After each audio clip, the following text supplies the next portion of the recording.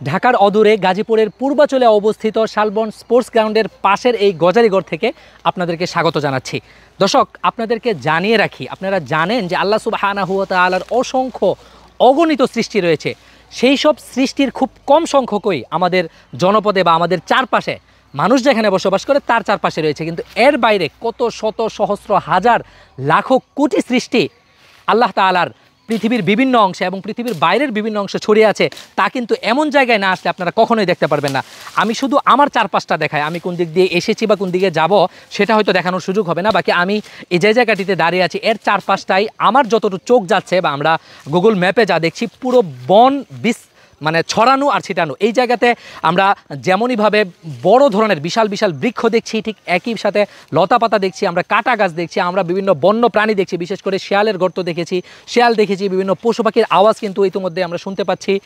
ভয়ানক একটা পরিস্থিতি কিন্তু এই জায়গাতে। এখানে যে অসংখ্য সৃষ্টি রয়েছে তার কোনো একটা সৃষ্টি হিসাবে কিন্তু আমি দুনিয়াতে আসতে পারতাম, কিন্তু আল্লাহ সুবহানাহু ওয়া তাআলা আমাকে সেভাবে না পাঠিয়ে এত লাখো অজস্র সৃষ্টির মধ্যে শ্রেষ্ঠ যে সৃষ্টি সেই মানুষ হিসাবে কিন্তু আমাকে পাঠিয়েছে। এবং আল্লাহ বলেছে, ওয়ালাকাদ কাররামনা বানি আদম, আমি বানি আদমকে শ্রেষ্ঠ হিসাবে বানিয়েছি।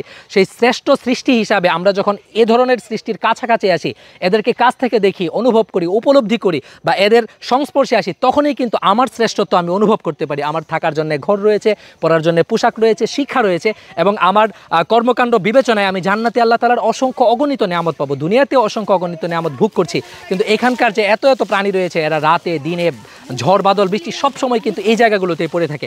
এ ধরনের সৃষ্টির কাছে আসুন, নিজে কতটা মহান সৃষ্টি আল্লাহ তাআলার সেটা অনুভব করতে শিখুন এবং একই সাথে আল্লাহর দেয়া অসংখ্য অগণিত নিয়ামত আমরা কিভাবে ভোগ করছি এবং সেগুলো ভোগ করার পর কিভাবে তার থেকে দূরে সরে যাচ্ছি, তার নিয়ামতের অবজ্ঞা করছি, তাকে ভুলে যাচ্ছি এবং তার এই সকল সৃষ্টি সবগুলোকেই যেখানে আল্লাহ তাআলা আমাদের জন্যে বা আমাদের খাদেম হিসাবে রেখে দিয়েছেন, এত কিছুর পরেও আমরা কিভাবে তাকে ভুলে যাচ্ছি সেই অনুভূতিটা আপনার মধ্যে জাগ্রত হবে এমন জায়গায় আসলে।